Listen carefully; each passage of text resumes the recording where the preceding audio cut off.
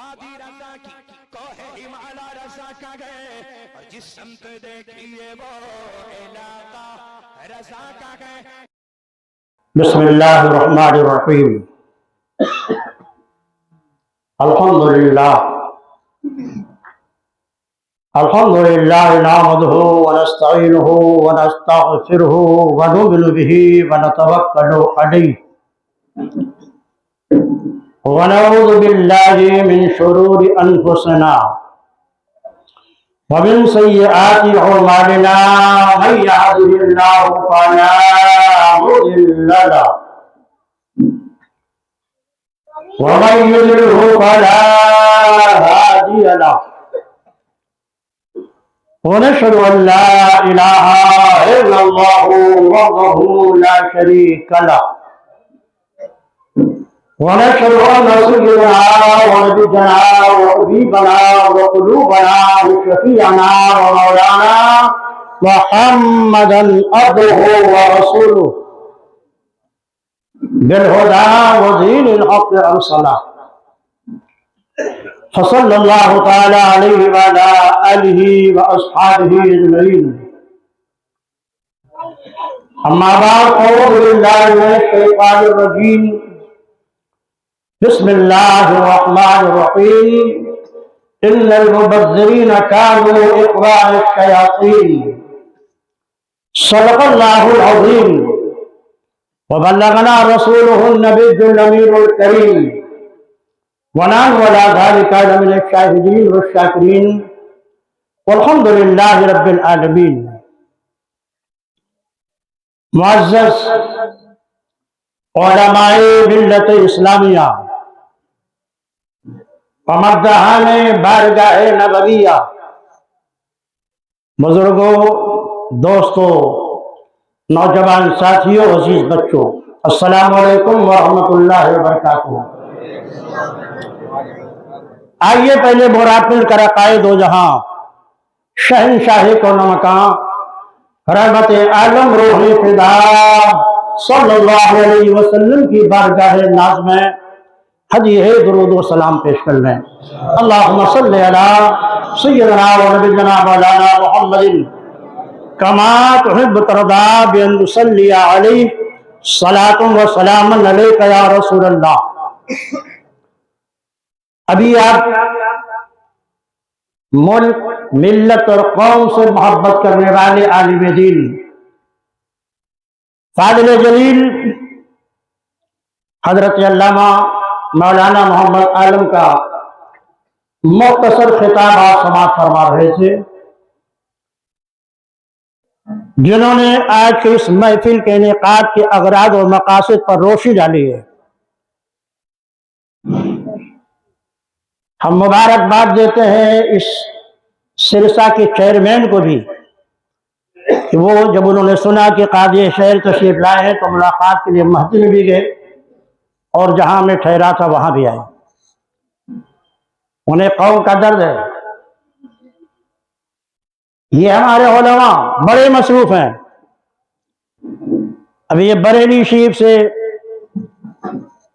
قاضی القضات کے خلیفہ مجاز تھکے ہوئے تشریف لائے ہیں، لیکن اب چونکہ یہ میرے دست بازو ہے اس لیے انہوں نے فوراً اپنی آرام کو پسے پٹ ڈال دیا اور گاڑی لے کر میرے ساتھ چلے. ہم آپ تمامی حضرات کے شکر گزار ہیں کہ آپ نے ہمارے ان علماء کی گفتگو پر لبیک کہا ہے اور آپ حضرات یہاں تشریف لائے ہیں. آپ میں ہر شخص جو آیا ہے وہ قابل مبارکباد ہے. ہم اس کا شکریہ اپنی جماعت کی طرف سے ادا کرتے ہیں. معزز سامعین، جماعت رضا مصطفیٰ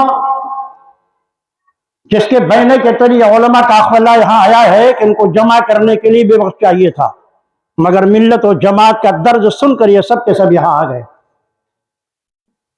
نینی کا پورا علاقہ، سوراؤں کا پورا علاقہ، موہیما اور مانی پور کا پورا علاقہ، پھول پور میں بھی کام ہونے لگا ہے، وہاں دارالفتا قائم کر دیا گیا. میری مرکزی دارالفتا کی برانچ اور سوراؤں میں بھی ہم نے مرکزی دعویٰ کی برائش قائم کر دی ہے، صرف اس لیے کہ ہمارے ملت اور ہمارے قوم کو لوگوں کو جو پریشانی آتی ہے وہ دور نہ جانا پڑے، ہر علاقے میں مرکزی اسلامی جگہ ہو جہاں وہ اپنی پریشانیوں کو آ کر کے حل کر لیا کریں۔ جماعت رضائے مصطفیٰ یہ وہ جماعت ہے جس نے ہر زمانے میں جب سے اس کا قیام ہوا ہے ہزاروں مسلمانوں کے عقید و ایمان کی حفاظت کی ہے۔ ہندوستان کے آزاد ہونے کے بعد شدی تحریک چلی تھی جس میں ہزاروں غریب مسلمانوں کو مال و دولت کے لالچ دے کر مرتد بنایا جا رہا تھا۔ ایسے وقت میں بریلی کا ایک عاشق رسول جو اپنے زمانے کا مجدد تھا، اس کا دل تڑپ اٹھا اور ہزاروں مسلمانوں کو دوبارہ پھر مذہب اسلام میں داخل کرنے کے لیے انہوں نے ایک جماعت بنائی جس کا نام جماعت رضائے مصطفیٰ ہے۔ اور اس جماعت رضائے مصطفیٰ کے زیر اہتمام آپ کے بڑے صاحبزادے حجت الاسلام اور میرے پیر مرشد سیدنا سرکار مفتی اعظم ہند جو ہندوستان میں نائب غوث اعظم تھے، سلطان الطارقین سرکار مجاہد ملت مولانا احسان صاحب بندوی، مولانا برہمچاری بنارس کے، یہ پورا قافلہ آگرہ اور گجرات کے سرحدوں پہ اترا اور ان ہزاروں مسلمانوں کو جنہیں شدی تحریک کے تحت کفر کی طرف مائل کر دیا گیا تھا، یہ لوگ پابیدل بھوکے اور پیاسے پاؤں میں چھالے پڑ گئے تھے، لیکن آپ تشریف لے گئے اور دوبارہ انہوں نے لوگوں کو اسلام میں داخل کیا اور ان باطل مذاہب کے لوگوں کو ایک درس دیا کہ اسلام کی فطرت میں قدرت نے لچک دی ہے، جتنا ہی دباؤ گے اتنا ہی یہ ابھرے گا، اور وہ تمام لوگ پھر اسلام میں داخل ہوئے۔ آج پوری دنیا میں جتنے بھی مذہب اسلام کے مخالفین ہیں، ایک غلط فہمی دنیا میں صرف اس لیے پھیلا رہے ہیں کیونکہ ان کے بھی مذہبی لیڈروں نے یہ بشارت دی ہے کہ ایک زمانہ ایسا آئے گا کہ پورے دنیا میں صرف مذہب اسلام ہوگا۔ یہ خالی ہمارے علماء ہی نے بشارت نہیں دی ہے، یہود و نصارہ کے انبیاء ہی نے خالی بشارت نہیں دی ہے، ہندوتوں کے ماننے والوں کے پیشواؤں نے بھی، بدھ کے مذہب کے ماننے والوں کے پیشنگوئی کے ماننے والوں نے بھی، خود ہندوستان کے باپو گاندھی نے بھی یہ کہا ہے کہ ایک ایسا زمانہ آئے گا کہ پوری دنیا میں صرف اسلام ہی اسلام ہوگا۔ اس لیے خائف ہیں یہ، اور خائف ہونے کے بعد اسلام کو بدنام کرنے کے لیے مسلمانوں کو دہشت گردوں کے فہرست میں شامل کرتے ہیں۔ جو شخص دہشت گرد ہے وہ کبھی اسلام کا محب یا اسلام کا سچا سپاہی ہو ہی نہیں سکتا، کیونکہ اسلام نے امن و شانتی کا درس دیا ہے۔ آپ افغانستان کا تاریخ اٹھا کر دیکھیے، وہاں کیا ہوا، ایک جھوٹا بہانہ بنا کر افغانستان پر حملہ کر دیا اور اس کے اینٹ سے اینٹ بجا دی گئی۔ 18 لاکھ سے زیادہ مسلمانوں کا قتل عام ہوا، لاکھوں عورتیں بے ماں ہو گئی، ہزاروں بچے آج بھی یتیم ہیں۔ عراق میں کیا ہوا آپ جانتے ہیں،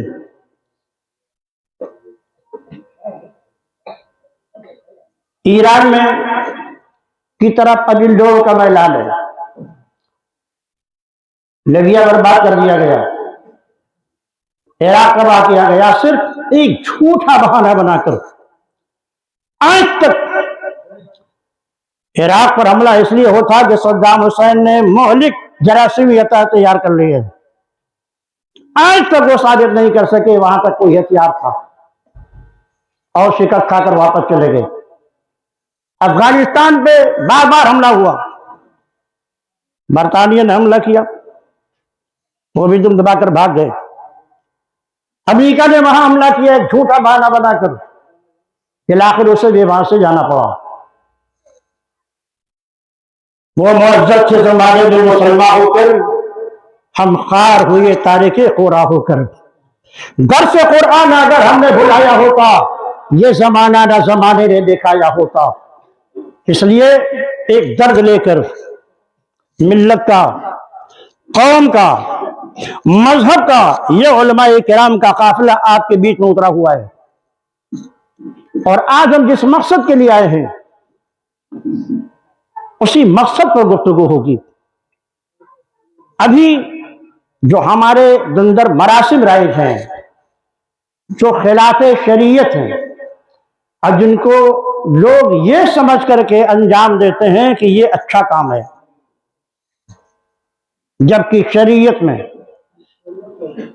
اس کا کہیں کوئی تذکرہ نہیں. جہیز کا مسئلہ ہے،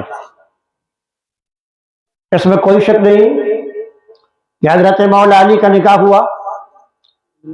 سیدہ فاطمہ الزہرا رضی اللہ تعالیٰ عنہ کو جہیز کے نام پر اللہ کے نبی نے 2 نقرے زیور، 2 چادریں، 2 تکیا، 1 چکی اور پینے کے لیے 1 مشک، اس طرح چند ضروری چیزیں آپ نے ان کو بطور جہیز عطا فرمائی اور مولا علی نے اس کو قبول کیا.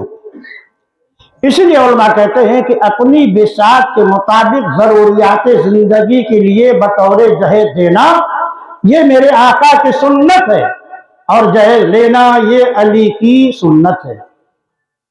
لیکن جہیز کا مانگنا یہ تو نہ نبی کی سنت ہے نہ علی کی سنت ہے، تو شیطان کی پیروی ہے.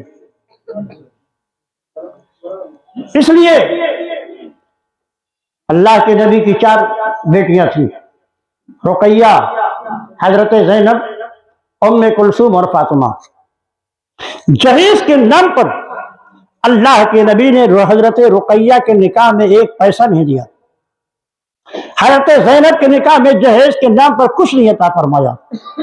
حضرت ام کلثوم کے نکاح میں بھی جہیز کے نام پر حضور نے کچھ عطا نہیں کیا. ازواج مطہرات آئی، ہمارے نبی کے حرم مقدس میں جہیز کے نام پر کچھ لے کر نہیں گئی. اس لیے مولا علی کی تربیت چونکہ پیارے مصطفیٰ نے کی تھی، ان کا کوئی گھر نہیں تھا، ان کا کوئی مکان نہیں تھا، اس لیے ضروریات زندگی کے لیے بطور ضرورت پیغمبر نے صرف ان چیزوں کو دیا جن کے بغیر زندگی کا گزارا ممکن نہیں تھا. اور باقیہ بچیوں کو سرکار نے کچھ بھی عطا نہیں کیا جہیز کے نام پر. نہ حضور کی ازواج مطہرات جہیز کے نام پر کچھ لے کر کے آئی. اس لیے عزیزو، پہلی گزارش یہ ہے، نکاح جس کو اللہ کے رسول نے اور اسلام نے بہت آسان فرمایا تھا، جتنا آسان ہے نکاح اسلام میں کسی مذہب میں نہیں ہے. صرف 2 گواہ، شوہر و بیوی کا ایجاب و قبول. شوہر نے بیوی سے کہا میں نے تم سے نکاح کیا، بیوی نے کہا میں نے اس نکاح کو قبول کیا. صرف 2 گواہوں کے سامنے ایجاب و قبول ہو جائے. نکاح کے جو فرائض ہیں، ارکان ہیں اور شرائط ہیں وہ سب ادا ہو جائے. بقیہ خطبہ پڑھنا، اعلانیہ ہونا، حضور تقسیم کرنا، مسجد میں ہونا، یہ نکاح کے مستحبات میں سے ہیں. انعقاد نکاح کے لیے اس میں کچھ بھی ضروری نہیں ہے. ضروری جو چیز ہے وہ ایک تو میاں بیوی کا ایجاب و قبول ہے، اور دوسرے 2 مسلمان مرد یا 1 مسلمان مرد اور 2 عورتوں کی گواہی ضروری ہے. نکاح ہو گیا. آج جو برات کا رواج ہے، کہیں 500، کہیں 1000، کہیں 250، کہیں 100، سرکار کے زمانے سے لے کر صحابہ کا زمانہ، تابعین کا زمانہ، تبع تابعین کا زمانہ دیکھ لیجئے، کہیں بھی اس مروجہ بارات کا تذکرہ نہیں ملے گا.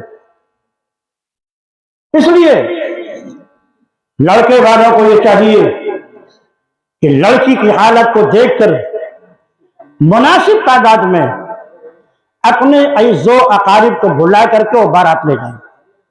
ताकि ये लड़की पर बोझ ना बने।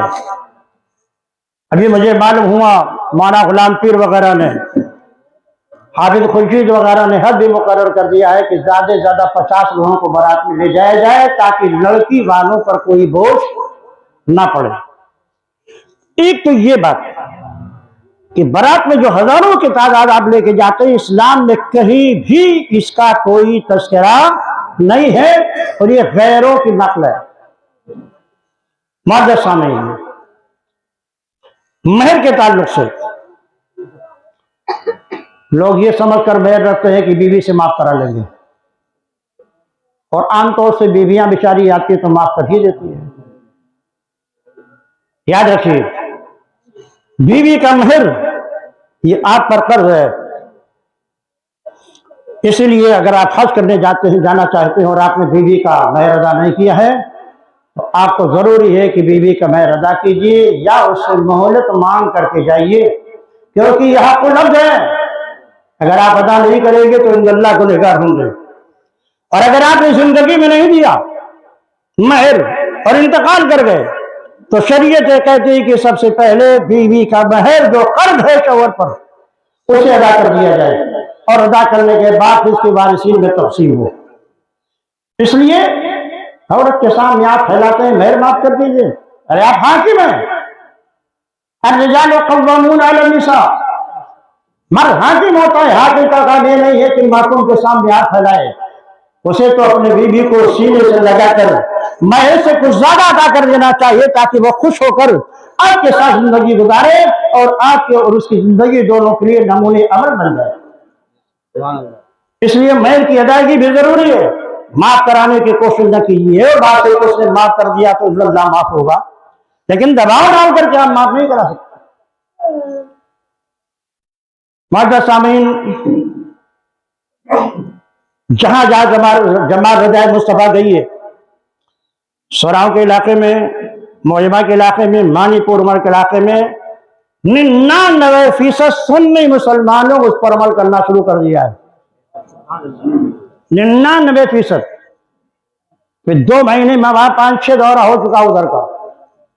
इसका असर यह हुआ कि अब लोग भी आपस में कहने लगे भाई डीजे मत लेके जाना वरना कोई आलिम निकाह पढ़ाने नहीं आएगा, बैठे रह जाओगे रात तक।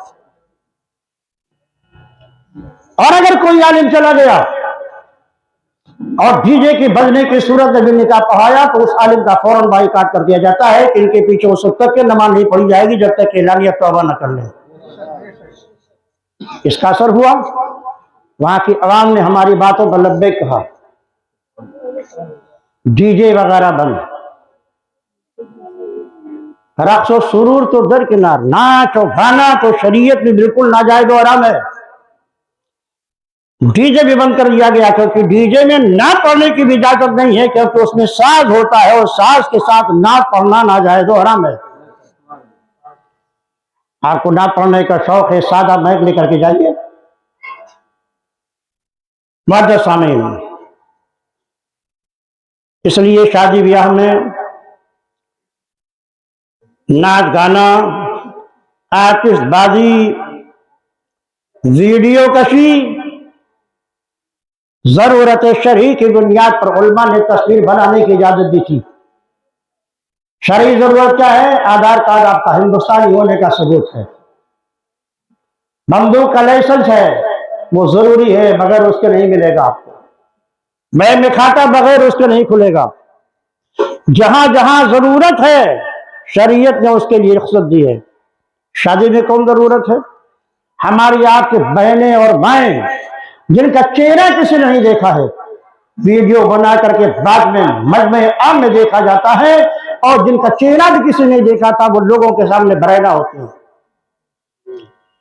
इसलिए वीडियो कशी भी शरअन नाजायज है, इससे भी बचा जाए, शादी ब्याह में नाजायज उमूर से बचा जाए। मुअज़्ज़ज़ सामीन, दौरे जाहिलियत, इस्लाम से पहले के जमाने को दौरे जाहिलियत कहा जाता है। कितना गलत वो जमाना था, عورتوں کو زندہ درگور کر دیا جاتا تھا، بچیوں کو زندہ درگور کر دیا جاتا تھا، عورتیں بازار کا سودا سمجھی جاتی تھی، عیش و عشرت کا اڈا رہتا تھا عورتوں کے یہاں۔ سینکڑوں لوگ ایک عورت سے شہوت نفسانی کرتے تھے، اور جب بچہ پیدا ہوتا تو آ کر اپنا چہرہ ملاتے تھے کہ کس کا بچہ ہو سکتا ہے۔ ایسا تاریخ دور تھا وہ، مگر اس تاریخ دور میں بھی کچھ ایسی مقدس پارسا عفیفہ عورتیں تھیں جو کبھی گناہوں کے قریب نہیں جاتی تھی۔ سب سے پہلے اسلام لانے والی متمول ترین خاتون جن کو نبی کونین کے زوجیت کا سب سے پہلے شرف حاصل ہوا ہے، اس امت میں سب سے پہلے جنہوں نے نبی کا کلمہ پڑھا ہے، اور اس امت میں سب سے پہلے جنہوں نے نبی کے اقتداء میں نماز ادا کی ہے، وہ ہے حضرت خدیجہ الکبریٰ رضی اللہ تعالیٰ۔ سب سے پہلے ایمان لائی، نماز عشاء غروب کے اقتداء میں سب سے پہلے انہوں نے پڑھا، اور اس کے بعد مولا علی نے نماز فجر ادا کی۔ عورتوں میں سب سے پہلے جو ایمان سے مشرف ہوئی وہ حضرت خدیجہ ہے۔ نماز پڑھنے والی اس امت میں عورتوں میں سب سے پہلے حضرت خدیجہ ہے۔ نبی کی زوجیت میں آنے والی سب سے پہلے حضرت خدیجہ ہے۔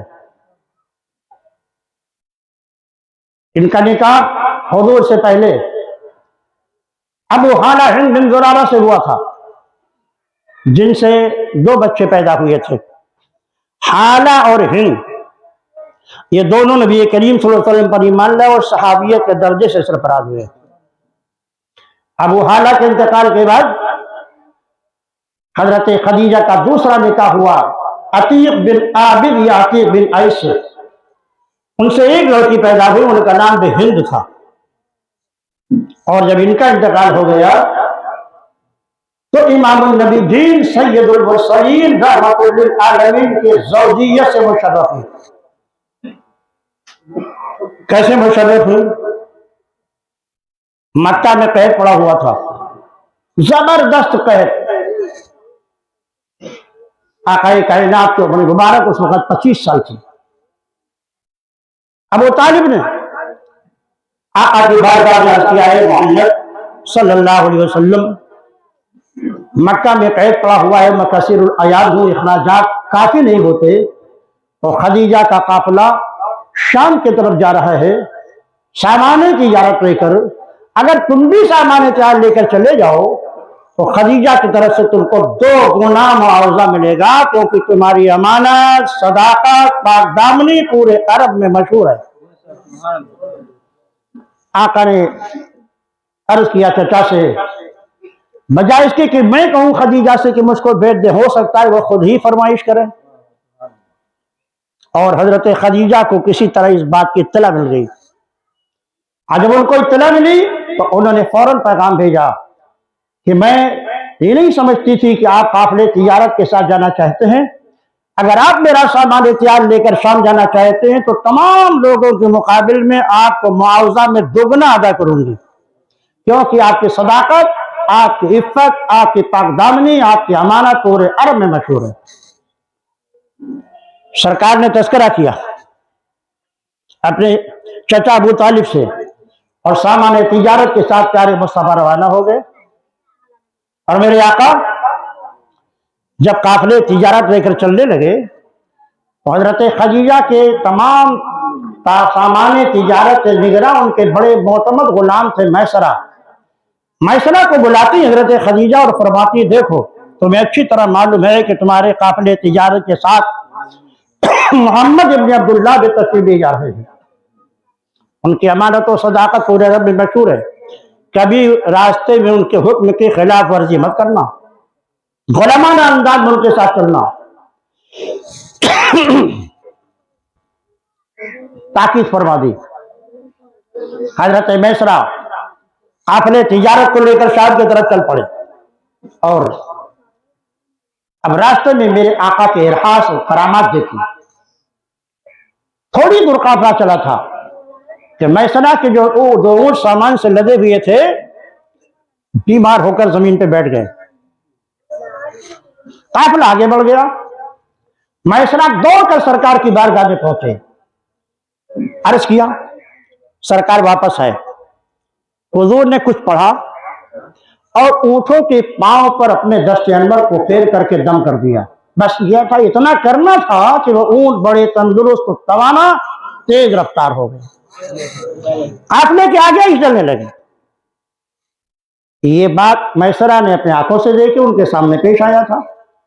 मैसरा ने यह भी देखा कि जब ये चलते हैं तो जब धूप आती है तो आसमान से अब्र आकर आपके सरों पर साया कर लेते हैं।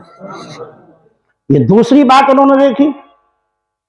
जब ये काफिला शाम में बुसरा नामी बाजार में पहुंचा तो वहां पर एक दरख्त था जो बिल्कुल बोसीदा हो चुका था, लकड़ियां उसकी बोसीदा हो गई थी। पूरा काफिला इधर उधर सायादार दरख्तों को देख करके वहां बैठ गया, अपना सामान एहतियात लेकर। हुजूर के लिए कोई जगह नहीं बची। अब सरकार ने उसी बोसीदा दरख्त के नीचे अपना सामान उतार दिया।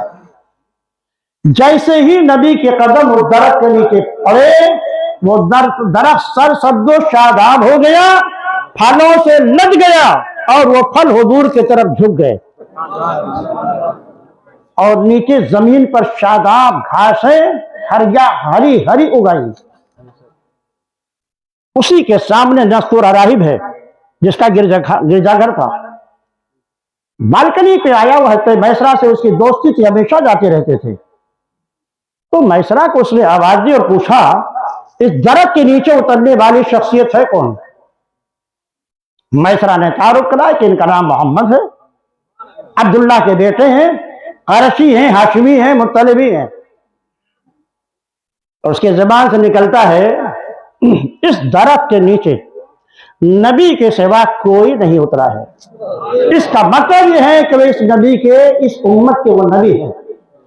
क्योंकि हजरत ईसा ने हमारे सामने ये बात ताकीद की थी। तो ईसा ने अपने तमाम मानने वालों को ये कहा था कि अब मेरे बाद अगर इस दरख्त के नीचे कोई उतरेगा तो वो खातमुन नबीय्यीन, इमामुन नबीय्यीन होंगे, जो खत्म नबूवत का ताज लेकर दुनिया में जलमगर होंगे। इसलिए जरूर अल्लाह के नबी है।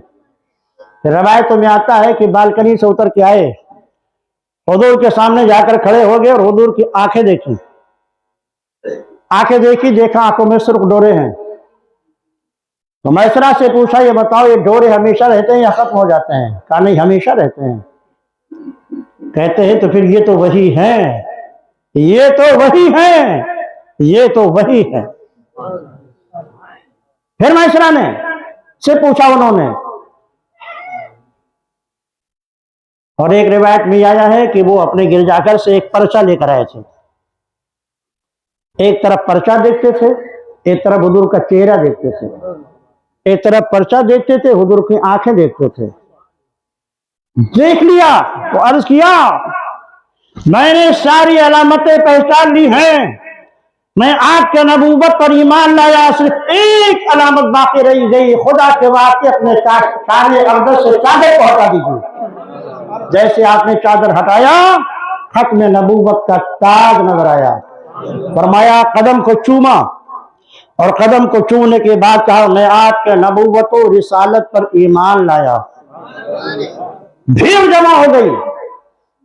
क़ुरैशी जवानों को खौफ हो गया कि ईसाई कहीं सताना तो नहीं चाहता है, तलवारें लेकर चली आए। कहा मुझे तुम लोग मुझसे डर गए, सुनो ये नबी आखिर ज़मां है, जो शख्स इन पर ईमान लाएगा वो दुनिया में भी सुरखरू होगा, आखिरत में भी सुरखरू होगा, और जो इनके ऊपर ईमान नहीं लाएगा वो दुनिया में जलील होगा और आखिरत में जलील होगा, जहन्नम में झोंक दिया जाएगा। और मैं कलमा पढ़ता हूँ, अंता मोहम्मद रसूलुल्लाह, और मैं इस बात पर ईमान लाता हूँ। मैसरा ने ये वाकया भी देखा। बुसरा बाजार में सरकार ने जब सामान रखा, एक लम्हे में सारा सामान बिक गया। इसी दरमियान एक यहूदी आलिम आया, तो वो कहता है कि लातो उज़्ज़ा की कसम खाइए कि आप सच्चे हैं। ये सुनना था कि मेरे सरकार का चेहरा उतर गया। फरमाए माबूदा ने बातिल, मैंने कभी इनका नाम नहीं लिया। फिर वो कहता है बेशक आप वही हैं, वही हैं, वही हैं। اچھا بتائیے تورات کے نازل کرنے والے کی قسم آپ سچے ہیں؟ سرکار نے تورات کا نام سنا تو خوش ہو گئے. آقائے کائنات پلٹے. بہت فائدہ ہوا نبی کے شرکت کی بنیاد پر حضرت خدیجہ کے سامان تجارت میں. تاریخ بتاتی ہے 4 گنا زیادہ ان کو نفع ہوا. یہ قافلہ پلٹا تو حضرت میسرہ نے عذراء ہمدردی حضور سے عرض کیا کہ آپ پہلے جائیے. مرو زہران ایک مقام ہے مکہ کے قریب. جب یہ قافلہ وہاں پہنچا تو حضرت میسرہ نے یہ کہا کہ آپ پہلے جا کر کے خدیجہ کو منفعت کی بشارت دے دیجیے. ان کا خیال کیا تھا جب آپ پہلے جائیں گے تو وہ اور خوش ہو جائیں گے اور ان کا معاوضہ اور بڑھا دیں گے. اتنے بھئی خاطر حضرت میسرہ. اور سرکار آگے بڑھے. اتفاق دیکھیے حضرت خدیجہ اپنے چھت پر سہیلیوں کے ساتھ بیٹھ کر اسی راستے کو دیکھ رہی تھی جس راستے سے میرے مصطفیٰ تشریف لائے. حضرت خدیجہ نے کیا دیکھا کہ 2 فرشتے ان کے سر پر بچھائے ہوئے ہیں. حضرت خدیجہ نے اپنے سہیلیوں کو دکھایا کہ دیکھو محمد ابن عبداللہ کا حال دیکھو. جب وہ چلتے ہیں تو 2 فرشتے آ کر ان کے سر پر بچھا دیتے ہیں. سہیلیاں بھی تعجب میں ڈوب گئی. سرکار تشریف لائے. حضرت خدیجہ نے فرمایا میسرہ کہاں ہے؟ کہا وہ پیچھے. کہا واپس جائیے اور جلدی سے ان کو بلا کے لائیے.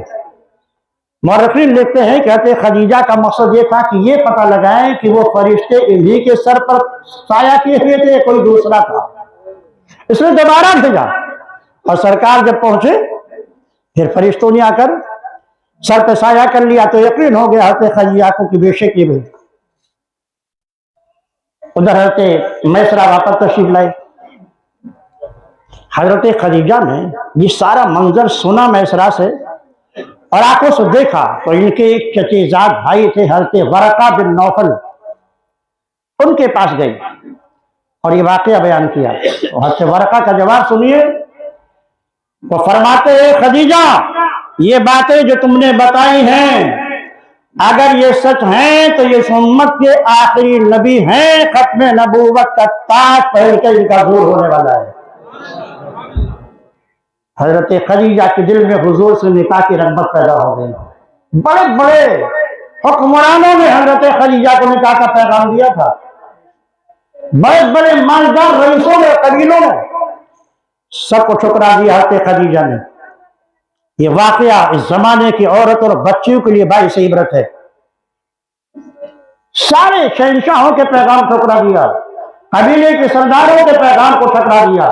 مگر جب حضرت خدیجہ نے سنا یہ امت کے نبی ہیں اور ان کے دل میں آقا کائنات سے نکاح کرنے کا خیال پیدا ہوا اور اپنی ایک رازدار سہیلی حضرت نفیسہ کو بلایا اور نفیسہ سے اپنے دل کی بات کہہ کر حضور کے پاس بھیجا کہ جا کے ان کی رائے معلوم کرو کیا وہ نکاح کرنے کا خیال رکھتے ہیں.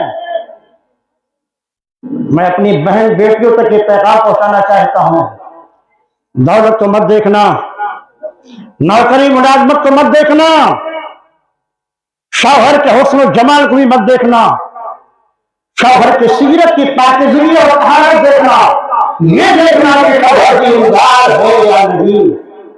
اور ایسے نوجوانوں کو میں یہ کہنا چاہتا ہوں آپ کے گارجین جب لڑکی کے گھر پہنچتے ہیں تو بلڈنگ دیکھتے ہیں. لڑکی کا باپ کیا کرتا ہے؟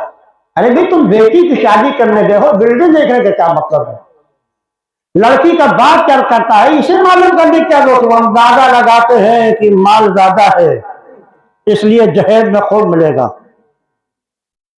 اور سنیے نبی نے کیا فرمایا ہے, تنکح المرأۃ لأربع لمالہا ولجمالہا ولحسبہا ولدینہا فاظفر بذات الدین تربت یداک.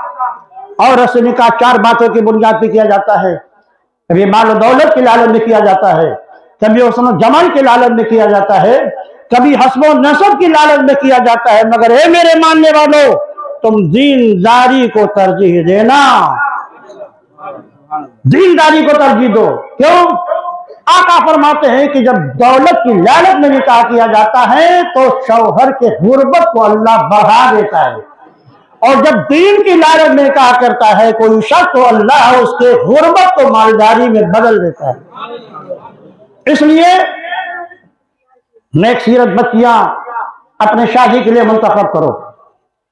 حضرت نفیسہ حضور کا پیغام، حضور کے پاس جب پیغام لے کے پہنچتی ہیں تو حضور کا جواب دیکھیے، آپ فرماتے ہیں کہ میرے پاس ابھی کوئی دولت و کثرت نہیں ہے، میں خراجات زوجہ کہاں سے برداشت کروں گا؟ تو حضرت نفیسہ کہتی ہیں کہ یہ میرے پر چھوڑ دیجیے، اگر عرب کی سب سے متمول ترین عورت جو حسن و جمال بھی کا ہو، جسے بڑے بڑے قبیلے کے سرداروں نے دعوت دیا ہو، اگر وہ آپ کے نکاح میں آ جائے تو آپ ان کے ساتھ نکاح کرنا قبول فرمائیں گے؟ آقا نے فرمایا وہ کون سی عورت ہے؟ تو کہا خدیجہ۔ آپ فرماتے ہیں اتنی دولت مند عورت سے میرا نکاح کیسے ہو جائے گا؟ تو نفیسہ کہتی ہے ہوگا، اور یہ کام میں انجام دوں گی۔ گفتگو چلی، آقا کائنات کی بارگاہ میں خدیجہ نے پیغام بھیجا کہ ہاں کہہ دیجئے ہمیں ان سے نکاح منظور ہے، اپنے خاندان کے روسا معاہدین کو لے کر ایک تاریخ مقرر کر دیتے ہیں کہ آپ میں تشریف لائی اور نکاح ہو جائے۔ دیکھیے جاہلیت کا دور تھا، بے پناہ بے روی تھی، مگر اس زمانے میں بھی کچھ ایسی مقدس خواتین تھیں جو شوہر کی پاکیزگی اور نیک سیرتی کو ترجیح دیتی ہے۔ آج تو علم کا دور ہے، آج لوگ دعویٰ کر رہے ہیں کہ علم بہت ترقی کر گیا ہے، چاند کی کوپر کمن ڈالا جا رہا ہے، سمندر کی عطا گہرائی سے موتی نکالی جا رہی ہے۔ آج تو اور لوگوں کو یہ چاہیے کہ اپنے داماد کا انتخاب ایسا کریں جو سیرت کے تقدس کے ساتھ بہترین علم بھی رکھتا ہو، تاکہ اپنے بچوں کی تربیت کر سکیں، اور بچی کا بھی انتخاب کرنے کے وقت حسن و جمال کو کم دیکھیں، سیرت کا تقدس اور پاکیزگی دیکھیں۔ جب اس طرح عورت آپ کے گھر میں آئے گی، آپ کی زندگی میں انقلاب پیدا کرے گی، آپ کے ہونے والے بچوں کی صحیح پرورش کر سکے گی۔ سرکار دو عالم صلی اللہ علیہ وسلم اپنے خاندان کے چند لوگوں کو جو خاندان کے روسا معززین تھے لے کر وہاں گئے۔ یہ مروجہ بارات کا کہیں تذکرہ نہیں ملتا، یہ امام النبیین کی شادی ہے، رحمت للعالمین کی شادی ہے، جو مستقبل میں کائنات کے مالک بنا دیے جانے والے ہیں، ان کی شادی ہے۔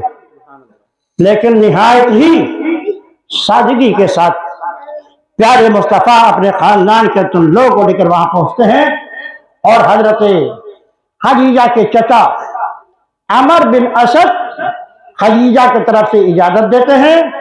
ابو طالب کھڑے ہو کر خطبہ نکاح پڑھتے ہیں، اور 20 اونٹ یا 500 درہم یہ حضرت خدیجہ کا مہر مقرر ہوتا ہے۔ حضرت آدم علیہ السلام نے امام النبی جین سید المرسلین کے بارے میں بشارت دی تھی کہ میری بیوی حوا تو جنت میں لغزش کا سبب بنی ہے، مگر میرے بیٹے محمد بن عبداللہ کی بیوی اسلام کے تبلیغ کے لیے اپنے شوہر کا معاون و مددگار بنے۔ ابھی تاریخ اسلام بتاتی ہے کہ دامن اسلام سے وابستہ ہونے کے بعد، حضور کے نکاح میں آنے کے بعد، اپنی ساری دولت کو انہوں نے اسلام کی تبلیغ کے لیے خرچ کر ڈالا۔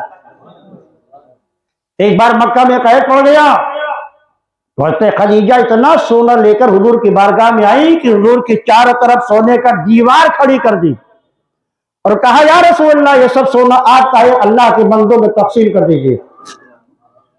سارا سونا پیغمبر نے مکہ کے غربا اور باشندوں میں تقسیم کر دیا۔ معزز سامعین، حضور کے ساری اولادیں رقیہ، زینب، ام کلثوم، فاطمہ، حضرت قاسم، حضرت طیب و طاہر، جن کا نام عبداللہ بھی ہے، یہ سب حضرت خدیجہ کے بدن سے پیدا ہوئے۔ صرف حضرت ابراہیم یہ ماریہ قبطیہ سے بدن پیدا ہوئے تھے، جن کو مصر کے شہنشاہ نے آپ کو ہدیے میں بھیجا تھا۔ اس لیے مسلمانوں، دوسرے مذاہب کے شادیوں کو مت دیکھو، تمہارے پیغمبر نے شادی کے تعلق سے کیا فرمایا ہے وہ دیکھو۔ جب پیغمبر کے ارشاد کے مطابق شادیاں کرو گے، وہ شادی باعث خیر و برکت بنے گی۔ اپنے نوجوانوں سے ہم گزارش کریں گے کہ جب تمہاری شادی ہو تو شادی کی رات میں نبی کونین کا طریقہ کیا تھا اور ہمارے اسلاف کا طریقہ کیا تھا. پیارے مصطفیٰ حضرت فاطمہ کو رخصت کرنے لگے مولا علی کے ساتھ. سرکار نے پیالے میں پانی لیا, چاروں کل پڑھا, پھر اس کا چھینٹا دیا حضرت مولا علی کے چہرے پر. حضرت فاطمہ کے چہرے پر دعا پڑھی, اللہ میں نے فاطمہ اور علی اور ان کی ذریت کو تیری پناہ میں شیطان سے دے دیا. بچی کو رخصت کرو تو دعا مانگو, اللہ میری بیٹی میری داماد سے کو شیطان سے محفوظ فرما اور ان سے نیک اور صالح اولادیں پیدا فرما. اور جب پہلی رات آئے اور نوجوانوں سن لو, پہلی رات میں کچھ نہ کچھ بیوی کو مہر کے نام پہ ضرور دے دو, کیونکہ وہ جب دوبارہ اپنے سہیلیوں میں جائے گی تو اس کی سہیلیاں پوچھے گی کہ پہلی رات میں تمہارے شوہر نے کیا دیا. اسے مایوس نہ کرو, مہر ہی کا کچھ حصہ اسے دے دو. اور بیوی سے ملاقات سے پہلے وضو کر کے داخل ہو کمرے میں, 2 رکعت نماز شکرانہ ادا کرو اور اس نماز میں یہ دعا مانگو کہ اللہ اگر میرے اندر کوئی برائی ہے تو میری بیوی کو اس سے محفوظ کر دے, اور اگر اس بیوی کے اندر کوئی برائی ہے تو مجھ کو اس سے محفوظ کر دے, اور ہم دونوں کے علم و عمل کے ساتھ رزق میں برکتیں عطا فرما. یہ دعا مانگو. پھر بیوی بھی 2 رکعت نماز ادا کرے شکرانے کی, اور وہ بھی یہی دعا مانگے, اللہ اگر میرے اندر کوئی شر ہے تو میرے شر سے میرے شوہر کو محفوظ کر دے, اور اگر میرے شوہر میں کوئی شر ہے تو اس سے مجھ کو محفوظ کر دے, اور اللہ ہم دونوں کے ذریعے سے نیک و صالح اولادیں پیدا کر. اس کے بعد کچھ اس کے ہاتھ پہ رکھ دیجیے. آقا ارشاد فرماتے ہیں بیوی کے صدر کے کھولنے سے پہلے پڑھو بسم اللہ الرحمن الرحیم, اللہم جنبنا وجنب الشیطان فیما رزقنا نصیبا. یہ دعا پڑھو. اگر اللہ نے اس رات میں تمہاری بیوی کو کوئی بچہ دے دیا, ہمارے ٹھہر گیا, تو جب بچہ پیدا ہوگا تو زندگی میں جتنا سانس لے گا ہر سانس کے بدلے ماں باپ کے لیے نیکی لکھی جائے گی. اور اتنا ہی نہیں, اللہ تعالیٰ اس بچے کو شیطان کے ضرر سے اور اس کی اولاد کو شیطان کے ضرر سے محفوظ کر دے گا. ابن شوجا بہت بڑے ولی تھے, ان کی ایک بیٹی تھی بہت خوبصورت. شہنشاہوں نے نکاح کا پیغام دیا تھا, سب کو ٹھکرا دیا. اس وقت لوگ دولت مند پا جاتے ہیں, سوچتے بڑا اچھا داماد مل گیا ہے, چلو اب اس کی دولت ہمارے بھی کام آئے گی. فقیر بننا چاہتے ہو, غنا پیدا کرو. میرے آقا نے فرمایا اولیاء خیر من الجی سننا, دینے والا ہاتھ بنو جی, لینے والا ہاتھ نہیں. اوپر والا ہاتھ نیچے والے ہاتھ سے بہتر ہوتا ہے. اس لیے کوشش کرو دو, مانگو نہیں فقیروں کی طرح.